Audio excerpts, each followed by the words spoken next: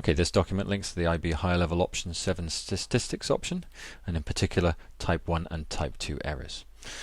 This document is an adaptation of one downloaded from the TI-inspired, math-inspired website. You'll notice Type 1 is in red and Type 2 is in blue, and that's the color scheme throughout. There's the definitions of Type 1 and Type 2 errors, and also it mentions about the power of a test, but this is not necessarily within IB. When we go to the next page, it sort of gives us a context. Our random variable is looking at the mean amount of salt content in a cup of cereal in milligrams, and basically we are interested in whether it's got 2 milligrams or if it's not got 2 milligrams, and we can play around with this distribution. So let's have a quick look at this graph. So this brown curve is the distribution of the sample means, where n is 35, and it's therefore sample size is 35. And if we were looking to find out the critical value for whether we have more than 2, we can change this, and as we change it, the type 1 error changes.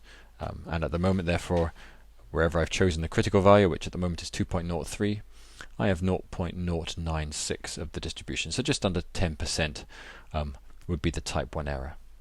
Now for the type 2 error, for us to calculate a type 2 error, we need to know the value of the alternative hypothesis mean. If I grab this one over here, we can bring in that alternative hypothesis mean, and if we know, for example, that the true value of salt is not in fact 2, but in fact 2.07, then the probability when using the cutoff critical value of 2.03 of coming to the wrong conclusion is listed there in blue. So the blue region is the type 2 error, red region is the type 1 error. And the students need to be aware of just how these two interplay and overlap. Now there'll be some students who this diagram won't work for them.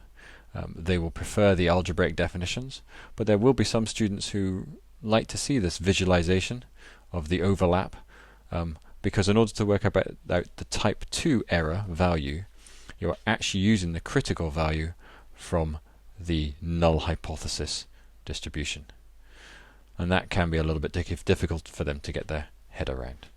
Let's just change the sample size up here and see if it makes any difference to the shapes of the distributions, and as we'd expect, it reduces the standard deviation and makes things more closely packed.